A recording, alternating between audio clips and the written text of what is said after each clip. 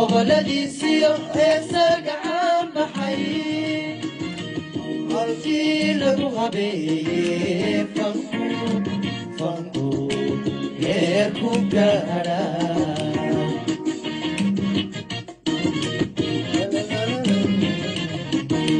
hoygii murtida iyo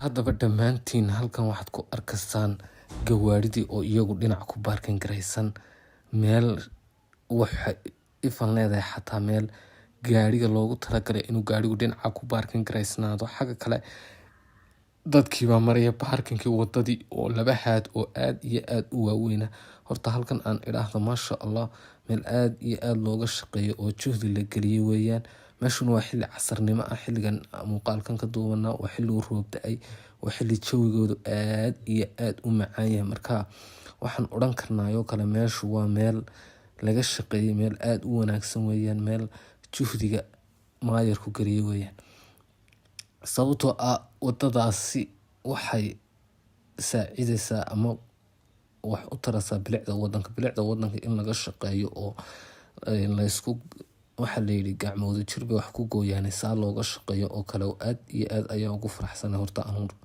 markaan iska soo qaado qaybteeda haddaba asxaabta sida arkaysaan halkan waxaa iyada loogu talagalay halkaa in ay biyuhu maraan oo hadhow waa la dabooli doonaa waayo biyaha waxa loogu talagalay inay wixii dee qashinaba ama biyaha halkaa qaata halkan sare iyada cad iyadana waa la dhisay wax loogu talagalay halkan dadku inay maraan marka ciidii baa taala markii lama dhigin dhinaca baarkin bay leedahay oo halkaa waxa yaala waa bahaladii meesha lagu dhisay marka wadadani waa wadada iyadu airport ka tagaysa marka wadada haday airport ka tagayso waxa sumcadeeda aad iyo aad in dee looga shaqeeyo waa wax meesha ku jiro oo wadada la dhiso oo dee lama wadadii airport ka tagaysayo dadku markay yimaadaan wadanka waa meeshii koobaad dee ama ugu hor arkayn ama bilicda wadanka ka arkayn marka waa meel aad iyo aad u fiican in la dhiso oo laga shaqeeyo aniga rayigayga marka waxay kamid tahay waxqabadka uu maayarku geliyey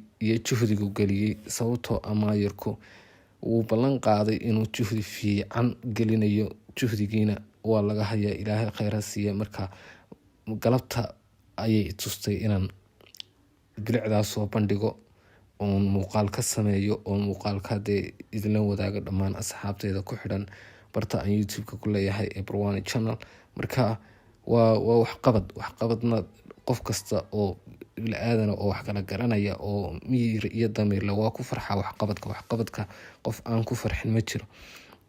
waxqabadkuna sidiisa wax laga maraa rafaad iyo daal iyo juhdi badan iyo in la geliyo xoog maaha. waxqabadku wax aayar ku yimaada, adduunka wax aayar ku yimaada ma jiraan. sidii hore loo sheegayba waxa la yidhi xagla laaban xoolo kuma yimaadaan. marka maayarku halkan wuxuu geliyay juhdi aad iyo aad u fiican buu geliyey. marka juhdigaas ayaanu anaguna qaybteeda juhdi gelinay oo waxaan u gelinay inaan soo bandhigno ama inaan ka qayb qaadano, inaan dee dadka channelkayga ku xiran tuso juhdiga uu maayarku geliyey caasimada. halkani iyadu waa xaafada dhexdeedii iminka ee xagga dambe ayaan kasoo bilaabay. xaggaa marka usii socdo iminka waan soo dhaadhacaya. halkan waa xaafadaha gudaheegii oo adiga arkay inay meheradiya halkaa ka muuqdaan. maasha allah waa meel aad iyo aad looga shaqay, aad iyo aad u qurux badan.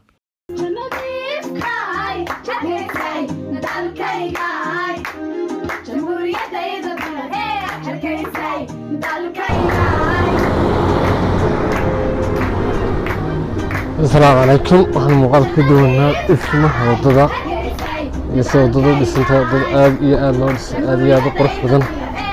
gaadhi salaamatiga Hargeysa sameynaysa ayaan muuqaal ka sameeyay. assalaamu calaykum. halkaan taaganahay waa wadada airportka iyo waxqabadka ka socda. muuqaalkeena waxaa ku saabsan yahay wadada airportka iyo muuqaalka ka socda. si fiicanba wadada loo dhisay. wado aad iyo aad u qurux badan weeyaan. xilliga waxaan joogaa meesha waa xilli casarnimo ah. marka muuqaal baa saa ugu duubayaa. la socod wanaagsan. muuqaalku waxaad ku arki doontaan waxqabadka iyo tayada wadada. wado aad iyo aad u qurux badan weeyaan. maasha allah.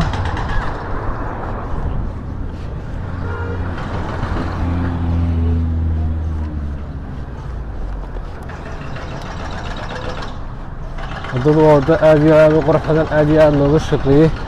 waxaanu eegaynaa waxqabadka maayarka. ilaahay maayarka ha daayo. halkaa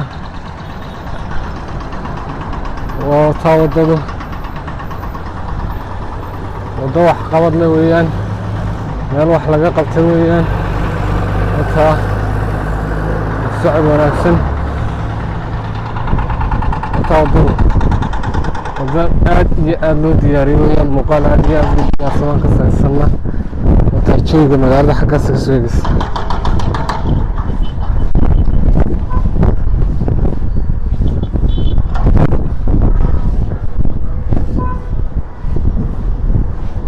magaaladu waa magaalo aad iyo aad u shidan.